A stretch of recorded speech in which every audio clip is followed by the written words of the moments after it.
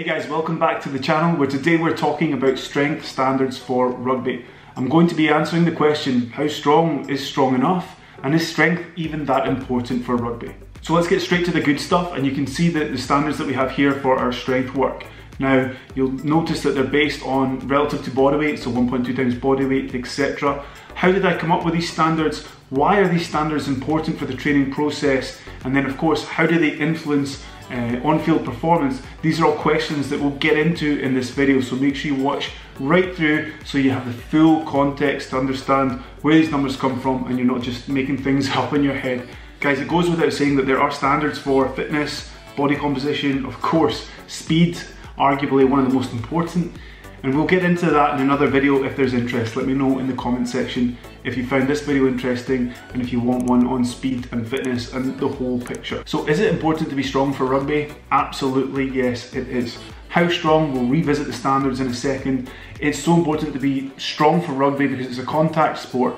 We know that there's an association between like chin-up strength, for example, and tackle success rate. We know there's an association between neck strength and the likelihood or less likelihood of concussion.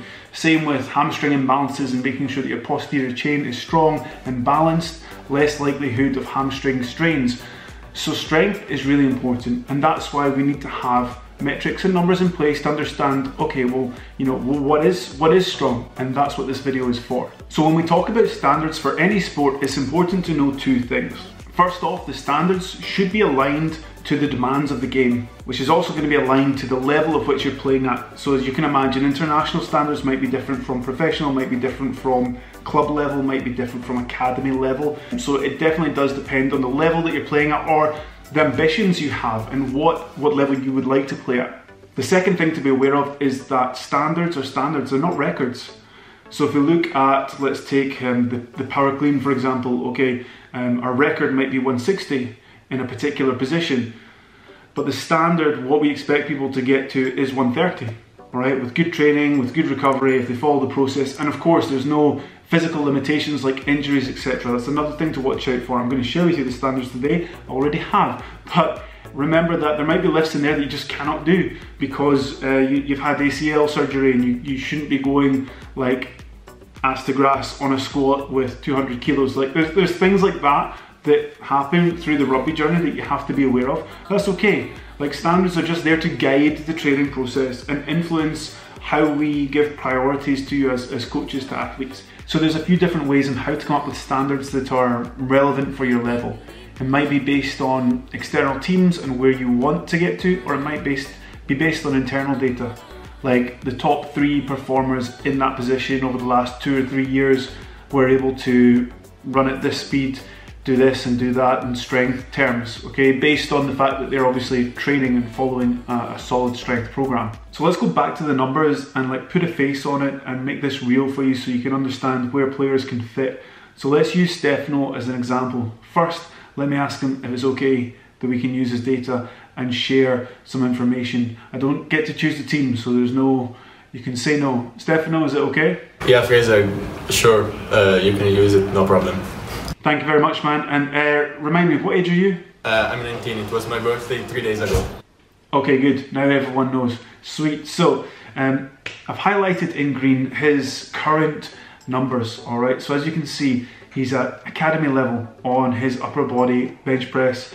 His chin-up's really good. He still can push on a little bit with the upper body strength.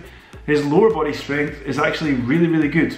And this also translates to like accessory exercises, unilateral exercises, whether he's doing lunges or whatever, because his bilateral exercises are up and he's never, touched wood, he's never had an injury, a serious injury to his lower body. Like everything's good in lower body, and we actually see that in his running times, and we see that in his, and of course his power clean. So really happy with that, and he's able to play in the first team, having come through the age group stuff with us without looking like he's a boy playing against men in any way. He's able to beat players, he's able to fend players off, so it's really good. So looking at his numbers, we can see that, all right, his program, when it comes to the strength program, we can focus a bit more on prioritizing, the upper body. So strength standards just allow us to really objectively guide to training. You can see the scores that I have, 5 down to 1. That allows me to create a matrix and just share with players in a really simple format why their priorities are their priorities and why they've been scored in a certain way. It just makes it really transparent and easy. Some coaches will critique this and say it's too simplistic, but you want it to be really simple. That's the whole point of creating this matrix, to just clearly provide priorities. Now, that's not to say that you cannot have, or not be open, not that you have to chase the players, but not be open to having a conversation and go right down into the details, spend an hour talking to players. I'm happy to do that, especially when there's coffee on hand.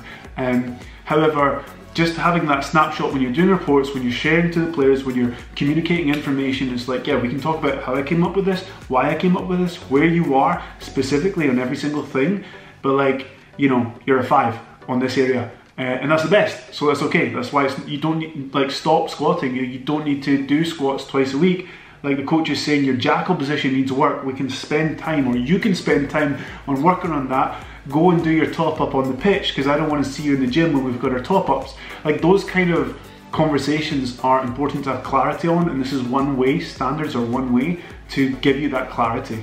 Now, you can never be too strong, but there is always a point of diminishing returns.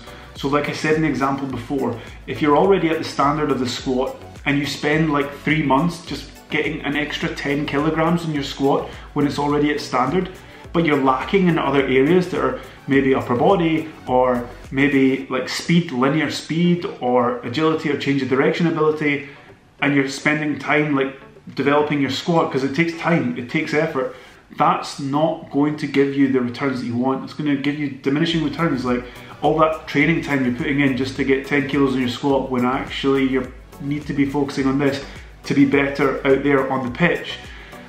Like, pay attention to that. Like, it's very, you fall into the trap sometimes of, oh, I just did a PB 140 bench, that's awesome, now I'm going to go on and I'm going to do 150. Okay, that might be valid, all right, and you might be able to get away with that with low training volume and develop everything else. Chances are though, the higher you go, the more you're going to have to box clever and be like, awesome, all right, I've smashed that, I've ticked that off the list. That's where it needs to be. Now I'm going to go and develop this other thing, all right? I'm going to maintain that, make sure I don't lose that, and develop this other thing. Maybe next year come back to that and push it up again. Hopefully that makes sense, guys. If you enjoyed this video, please let me know by giving me a thumbs up and subscribing if you haven't done so already. That way I will see you on the next video. If you enjoyed this video, then you might like the next video, which is all about the staple exercises we use to develop strength in rugby players here at Biella Rugby Club. Thank you for watching, guys. I'll see you in the next one. Cheers.